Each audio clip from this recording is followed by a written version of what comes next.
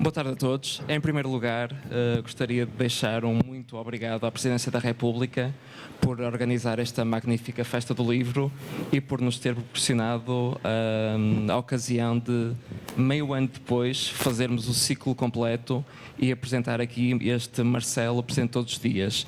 Sem mais delongas, queria passar a palavra aonde ela pertence, ao Presidente da República e às autoras Feliz Bela Lopes e Leonete Botelhos. Obrigado.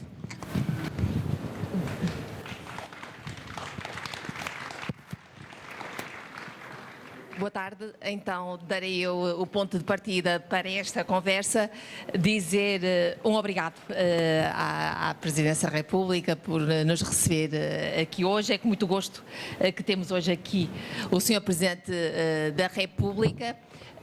Esta é uma iniciativa de grande sucesso. É uma iniciativa com muita visibilidade e eu começo esta nossa conversa. Nós, no livro, não abordamos de uma forma muito exaustiva esta parte cultural deste mandato e a pergunta que nós tínhamos aqui, em jeito de provocação, era a seguinte: Sr. Presidente, para quando uma descentralização destas iniciativas? Está cá tanta gente todos os anos, nas várias edições, tanta gente que vem até ao Palácio fazer esta festa do livro. Esta festa do livro era possível de uma forma mais descentralizada? Eu tenho pensado nisso. Em primeiro lugar, queria agradecer o convite à editora, às autoras, convidaram-me 2 vezes, pelo menos, e eu não pude ir a nenhum dos lançamentos, mas 2 ou 3, acho que 3. Bom, estou agora aqui a recuperar o tempo perdido. Eu tenho pensado muito nisso. Cada qual é como é. Eu adoro livros. Sou um leitor compulsivo. Sou um colecionador de livros compulsivo. E, portanto, achei que esta festa do livro fazia sentido. O primeiro ano correu bem. O segundo correu um bocadinho menos bem, porque foi tarde demais. Foi no final de setembro. Chovia muito. Mesmo assim tivemos mais de 12 mil pessoas. A terceira edição correu muitíssimo bem. Vamos ver se batemos o recorde da terceira nesta quarta. Pode ser que sim. Está a caminho. Bom, agora, a razão por que foi sempre aqui foi porque eu queria reunir a ideia da abertura do Palácio. O Palácio não é meu, o Palácio é vosso. É património do Estado português e, portanto, dos cidadãos portugueses. Eu estou aqui por um período limitado de tempo, como os meus antecessores, que é o período do mandato. E nesse sentido, é bom que o maior número de portugueses e o maior número de portuguesas conheça o que é seu. E junta isso o prazer do livro, de redescobrir o livro. Porque eu vivo muito preocupado, vivo obcecado com a crise do livro e da leitura em Portugal, que é um pouco universal, mas que no nosso país é galopante e é preocupante e apela muito, portanto, ao papel dos pais, e felizmente são as famílias que aparecem, das escolas, e felizmente vêm também, não escolas ainda, não estão em funcionamento, mas professores, professoras e alunas e alunos. Agora é evidente que um passo a dar veremos se é possível para o ano, é o de organizar uma iniciativa semelhante, não direi num polo da Presidência da República, porque a Presidência da República tem muito poucos mais polos seus. Tem um pequeno museu, uma parte do Museu do Automóvel no Porto, na Alfândega, na antiga Alfândega. Tem a Cidadela em Cascais, mas é muito próximo de Lisboa, não faz sentido. E, portanto, talvez, começando pelo Porto, vamos ver se é possível, acoplando à Feira do Livro do Porto. Aqui eu vou todos os anos. E, portanto, lá estarei na próxima sexta-feira. Vamos ver. Acho que sim, faz sentido. Eu sou defensor da descentralização. Acho que comumente todos somos defensores da descentralização. É uma daquelas causas adquiridas em Portugal. Embora depois haja várias ideias sobre a descentralização, Um pacote de centralização avançou durante esta legislatura, mas avançou mesmo no final da legislatura, portanto, o pôr em prática é tarefa da próxima legislatura, se possível antes das próximas eleições autárquicas, mas acho uma ideia em que tenho pensado, e se quiserem colaborar as duas, a Felisbela e a Leonete, eu agradeço. Queremos, sim, senhora. Já agora, eu tenho um filho de 7 anos. Está aí? Está aqui, está Onde ali. é que ele está? Está ali na segunda fila, agarrado a um iPad. Lá está. Até vem no seguimento da minha pergunta. Exatamente. Eu fiz por trazer um livro de uma autora que não fosse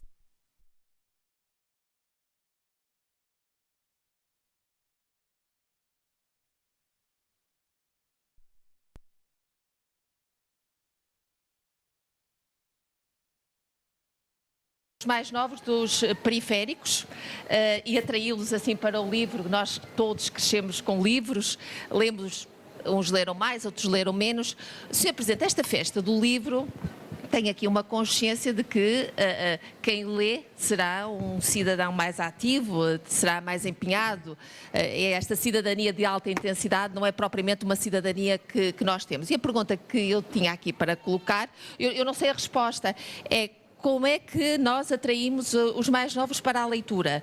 Como é que nós dizemos, coloca aqui o iPad ou o telemóvel de lado e anda cá ler este livro, anda cá ler comigo ou lê tu para mim este livro? Como é que se faz isto? Porque esta festa do livro tem esta ideia subjacente. Tem, obviamente. Eu não vou comparar com o meu tempo, já não digo com o vosso, porque no meu tempo não havia televisão, a televisão estava a arrancar. Não havia, obviamente, computadores, não havia internet e, portanto, era outro mundo. Mas hoje, como é que é possível? Primeiro, é fundamental. Eu, quando comecei a ensinar há 40 e tal anos, eu usava um conjunto de palavras, tinha um vocabulário que, no fim da minha carreira académica, tinha pouco a ver com o que utilizava. Porque havia palavras que eu já não podia usar, porque eram incompreensíveis para os meus alunos. Portanto, fui reduzindo o vocabulário. Fui empobrecendo o vocabulário. Mesmo assim fazia um esforço para explicar, porque tinha de explicar as palavras, os termos que utilizava. E muitas vezes nos exames, ou nos exercícios, ou nos pontos, o problema não era de direito, era que não compreendiam as perguntas. Era de português. Ó professor, o que é que quer dizer com isto? Se a pergunta era um bocadinho mais arremessada e não era feita de forma direta e muito básica, nas palavras que utilizava, passava a ser impossível ao aluno ou à aluna compreender aquilo que se perguntava. Ora, isto é dramático. Como é que se inverte isto? Como é que se altera isto? Não é negando as novas tecnologias. Elas estão aí, estão para ficar, estão para acelerar, cada vez mais entram no cotidiano. O que é preciso é, primeiro, utilizá-las no sentido da leitura e da valorização do livro. Segundo, é preciso que elas não escravizem os que as utilizam. É preciso que não aconteça aquilo que em muitos casos acontece, que as crianças estão mais tempo sentadas ao computador do que o tempo somado da conversa com os pais, com os irmãos, com os amigos, com os professores, num dia. Se formos somar, tudo isso somado é menos do que o tempo passado ligado ao computador, e ligado ao computador não incluindo nisso necessariamente a leitura. Ou a leitura de que falamos, ou a leitura em que pensamos. Ora bom, isto às vezes é difícil, passa por maior proximidade entre os pais e os filhos, os avós e os netos, os professores e os alunos. É fácil dizer, mas lembro-me sempre de uma mãe que, quando eu disse isso um dia na televisão, me escreveu, ainda escrevia cartas, depois passei a receber mails e depois SMS, em que me dizia o seguinte: ó professor, isso é bonito, mas eu tenho a vida que tenho. Eu saio de casa às tantas da manhã e volto às tantas da manhã. Não sou eu quem não quer estar com o meu filho ou os meus filhos. Não tenho condições para isso. O mesmo se passa com os professores. Vão a correr de uma turma para outra turma, dessa turma para outra turma, e depois têm que preparar as aulas. Depois têm os tempos, com a burocracia que é crescente. Das recordações mais difíceis que guardo, e a nível do ensino superior, foi a de que nos últimos tempos, o que era preciso responder de burocracia ao Ministério era uma loucura. Como é que planeia isto? Em pormenor, dia a dia correspondeu ao planeado, aula a aula correspondeu ao planeado. Como é que faz as estatísticas em relação à sua prestação? Nesta vertente, naquela vertente, naquela vertente. Era muito importante para as políticas educativas, mas para isso era preciso ter mais tempo. Provavelmente, portanto, mais professores, menos ocupados, para cada professor ter mais tempo, ele próprio, para estar com os alunos. São milagres que são feitos pelos pais, dos avós, dos professores, para estarem com. Porque estando com, depois faz a diferença aqueles que gostam de ler e leem, relativamente aos que não gostam de ler e não leem. Isto é, filhos e alunos de quem gosta do livro, cultiva a leitura do livro, fala do livro a propósito dos temas mais variados, nas matérias mais variadas, sobre os assuntos mais variados, e aqueles que não têm quem lhes possa abrir essa porta. O Plano Nacional de Leitura teve um papel fundamental, porque é na escola, na família e na escola que começa. Se não começa em pequenino, só por exceção, começará muito mais tarde. E, portanto, tudo o que eu tenho podido fazer para estar presente em iniciativas do Plano Nacional de Leitura, para valorizar o Plano Nacional de Leitura, para receber aqui escolas, para falarem com escritores, para falarem também com cientistas, porque há livros escritos por cientistas, para falarem com jornalistas, porque os jornalistas também escrevem livros e escrevem no dia a dia, nos jornais, ou na rádio, ou para a televisão. Isso deve ser feito. Vamos sempre atrás do prejuízo, vamos. Vamos sempre em perda, vamos. Mas não podemos desistir. Não podemos desistir. Como é que se utiliza a internet para isso? Será que os meus netos leem na internet? Uma ou outra lê. Tem 5 netos. Talvez 2 leiam. Os outros 3 não leem. E, portanto, eu nem vou discutir com eles o prazer que é ler o papel, o cheiro do papel, o grafismo do papel.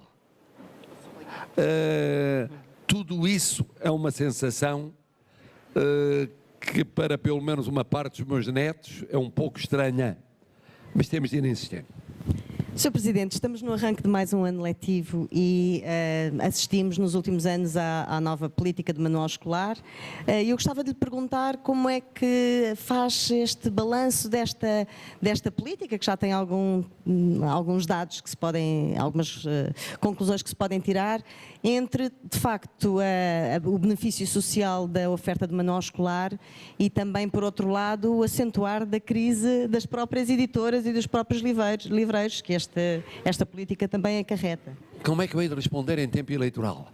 Bom, eu diria assim, é óbvio que há uma preocupação social que é de tornar mais acessível o livro escolar a mais gente, nomeadamente a mais famílias para as quais o dispêndio global,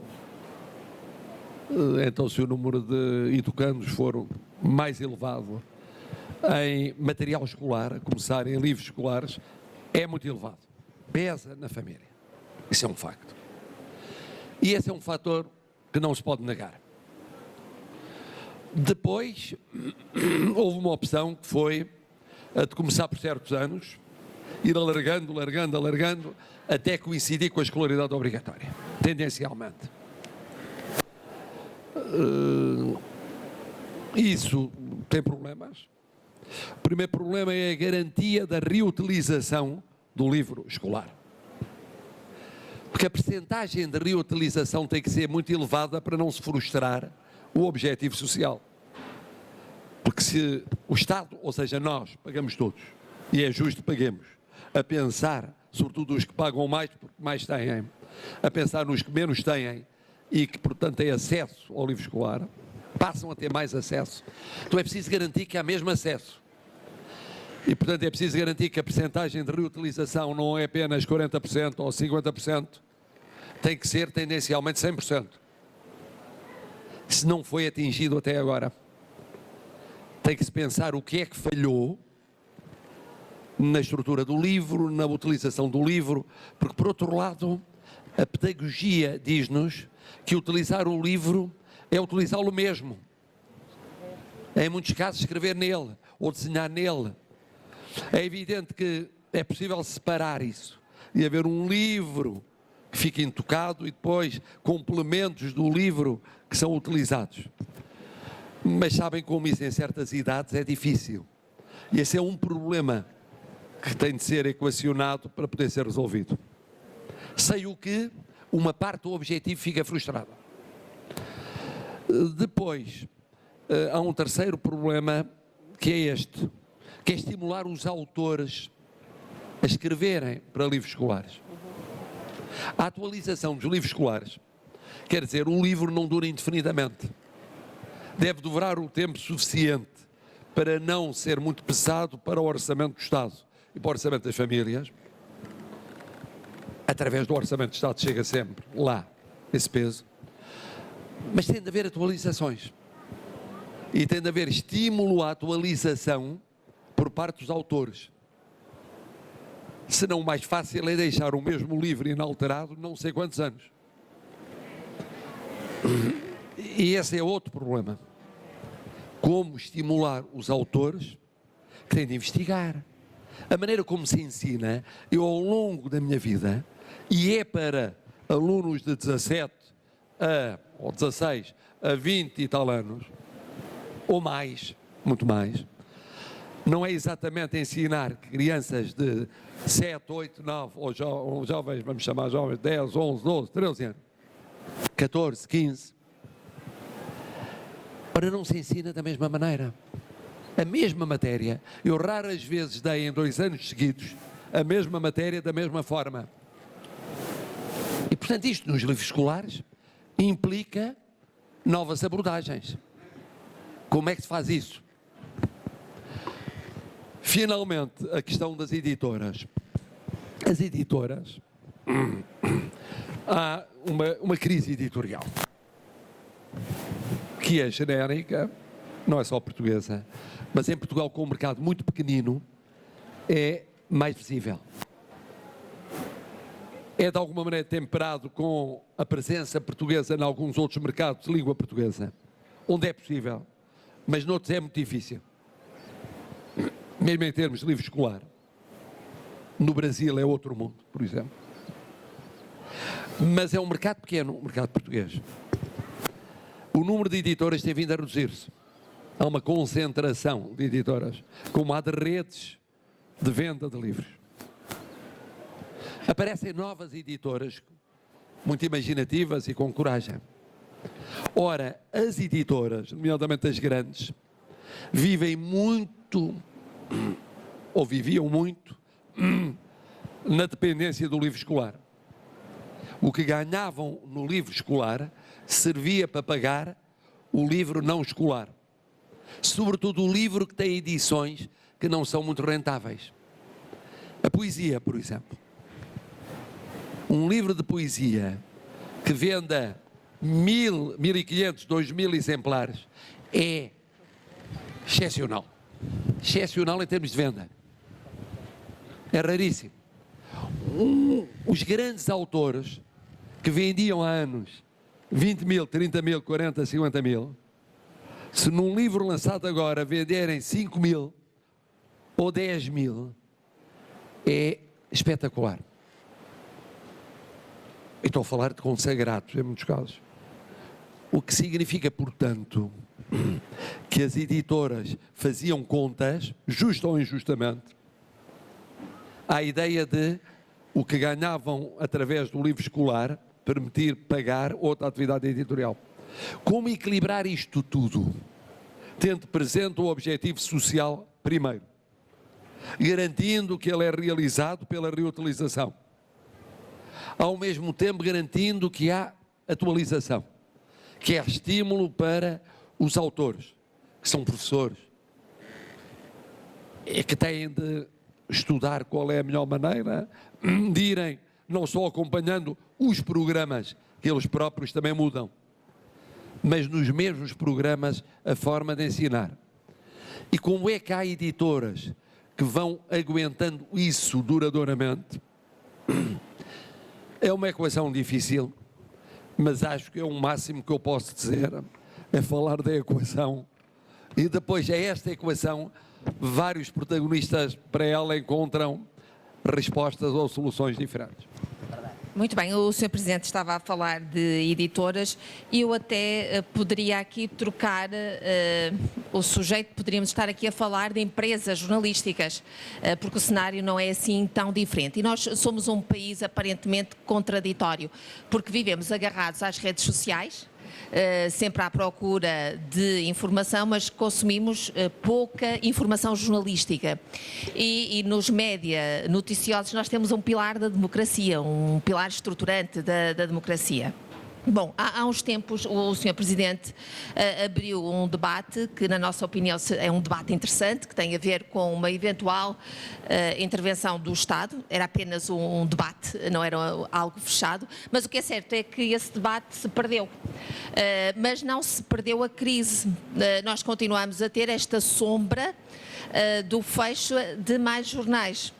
Temos um jornal diário que agora em papel aparece ao sábado e temos as tiragens, ainda esta semana foi notícia, tiragens de jornais que são tiragens reduzidas. Sr. Presidente, como é que se resolve esta, ou como é que se ajuda a minimizar esta crise grave com consequências que podem ser irreversíveis que se vive atualmente em Portugal? Ora bom, para terem uma ideia do retrato, nem toda a gente acompanha isto no dia-a-dia, o jornal que mais vende em Portugal está com uma tiragem de 70.000. A seguir vem um muito prestigiado com 50.000. Depois vêm revistas com 30.000. Não sei se 40.000. Depois vêm jornais de referência que chegam a 13.000. 13.000. Para terem a noção do que isso significa. Comparando com um estádio de futebol cheio, ou com um comício político cheio, ou com, enfim, o que era um grande espetáculo musical cheio. Bom. Depois, passem para as televisões, e nas televisões temos o cabo, está sempre acima dos 40%. As múltiplas estações somadas todas do cabo pode chegar perto de 50%, é a tendência. Em relação aos generalistas, oscilam nestes valores. O máximo 17% a 20% por dia, seguido por 13%, 12% ou 12%, 11%. Pensava-se, nomeadamente na televisão, que ultrapassada a crise, a publicidade voltava para os valores anteriores. Não voltou. Foi cortada ou dispersa-se por outros meios. Ora bom, isto cria um problema económico ou financeiro. Com valores destes, isto significa o gerir na base, em muitos casos, da sobrevivência. Na televisão, porque há uma diferença enorme entre quem lidera e quem não lidera, que se repercute na situação económica e financeira. Mas em geral é comum. Na rádio, projeta isso para a rádio. E depois vejam o que é na imprensa escrita. E sem meios financeiros, sem perspectiva económica ou financeira, é evidente que depois é muito difícil garantir uma sustentabilidade, uma perdurabilidade. Fazer planos a médio e longo prazo. Na vida, toda a gente, também na vida da comunicação social. Ora, não há uma democracia forte se não houver uma comunicação social forte. E é difícil haver uma comunicação social forte e livre e dinâmica e ajustada e planeando a prazo se estiver a pensar na sobrevivência do dia a dia. Claro que encontrar soluções que envolvam o Estado tem sempre um melindre. Ninguém quer regressar à época da censura. Os que vivemos na época da censura sabemos que tanto pode haver censura política como censura económica e financeira. E ninguém quer que isso aconteça. E, portanto, as soluções têm que ser soluções que sejam isentas, imparciais, não permitam qualquer tipo de influência, manipulação ou contaminação política, ou económica ou financeira.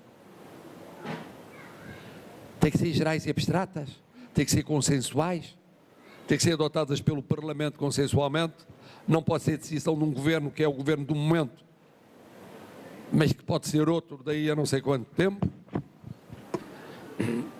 Há soluções.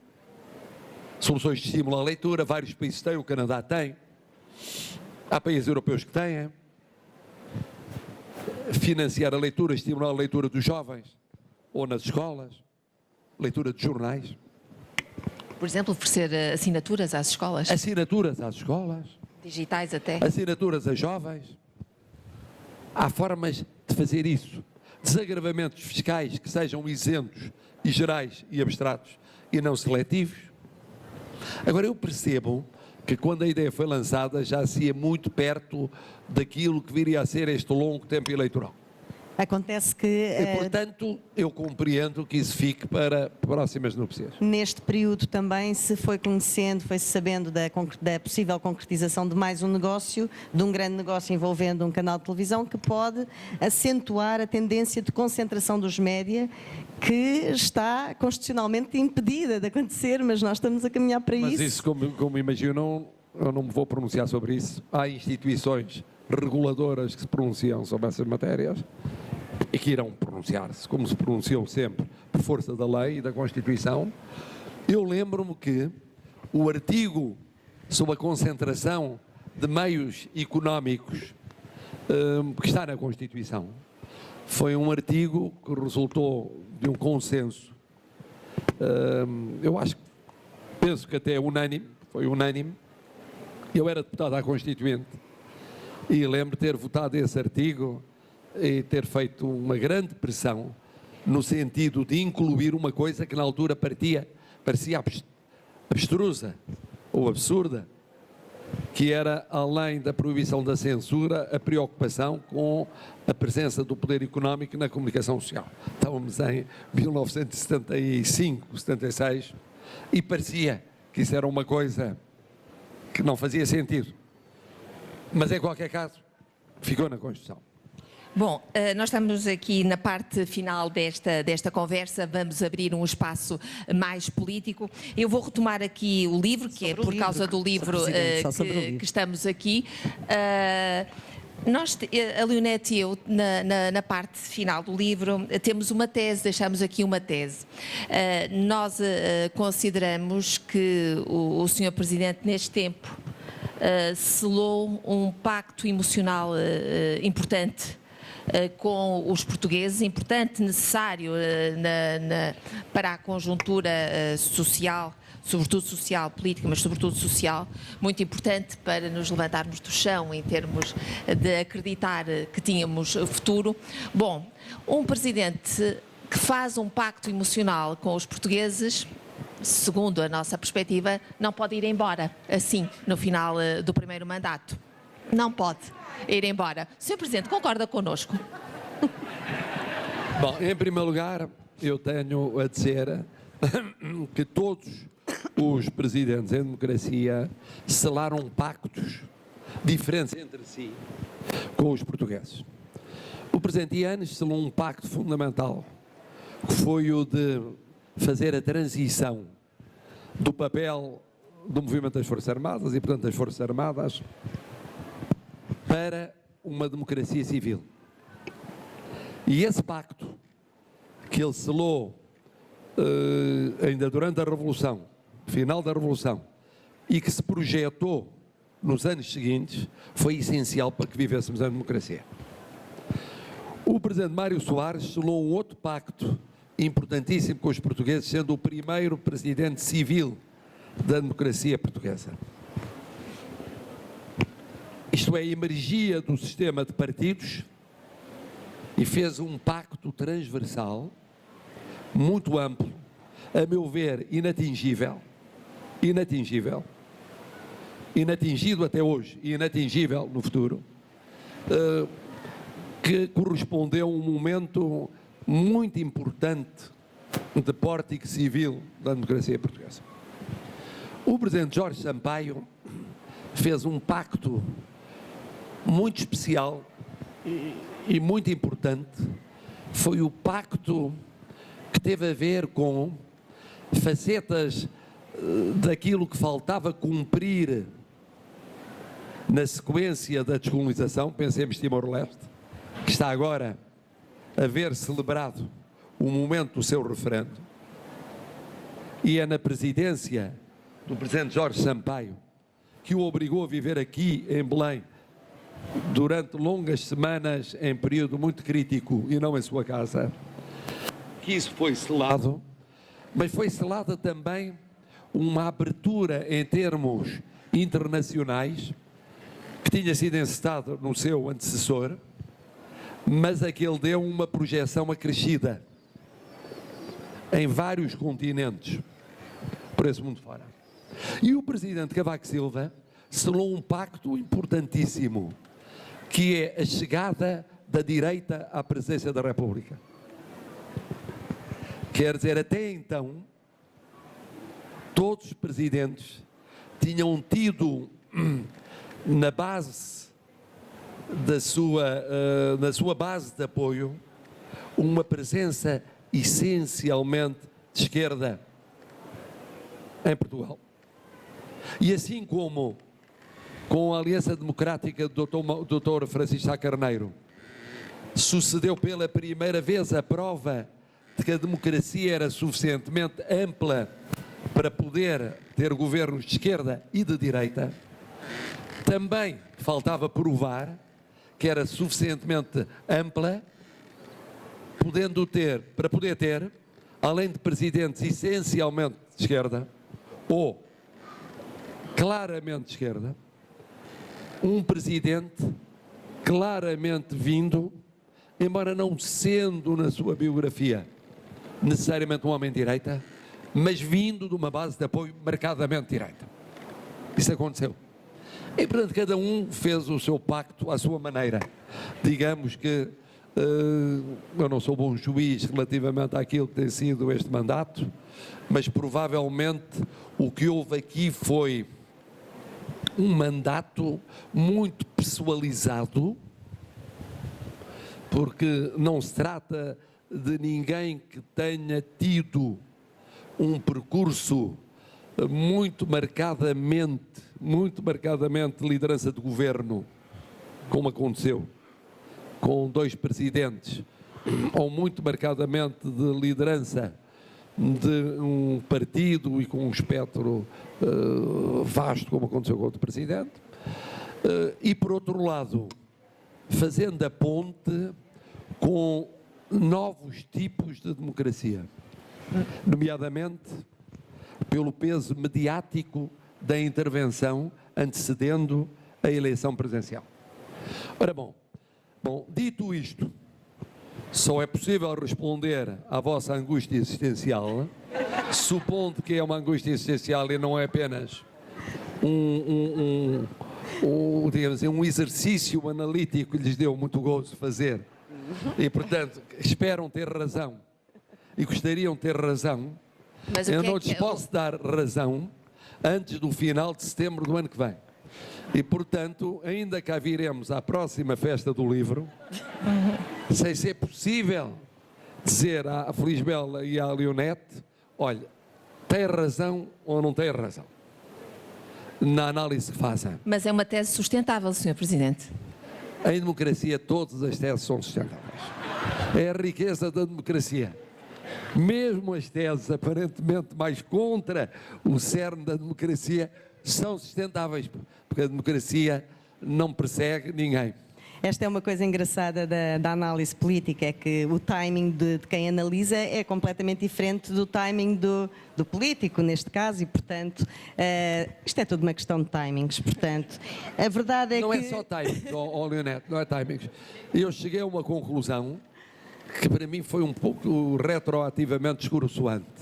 Cheguei à conclusão, no exercício destas funções, mais ainda do que como constituinte, como líder partidário, como autarca, em condições muito diferentes, de que mesmo o analista mais bem informado e mais imaginativo desconhece aspectos fundamentais que explicam a decisão daqueles que são analisados ou comentados. Eu achava isso inimaginável, porque tinha estado 20 anos, ou 30 anos, ou 40 anos, 50 anos a comentar, e não imaginava que escapassem tantos elementos de facto a quem analisa para formular o seu juízo. Mas é assim, mesmo muito imaginativas, as pessoas não conseguem colocar-se na cabeça daqueles que são analisados. O que é que nos escapa aqui?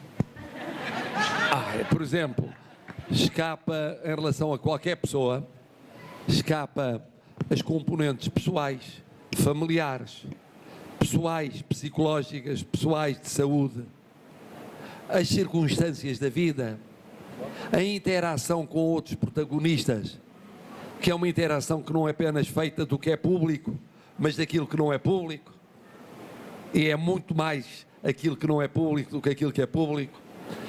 Isso escapa, mas escapa quando olham para qualquer protagonista.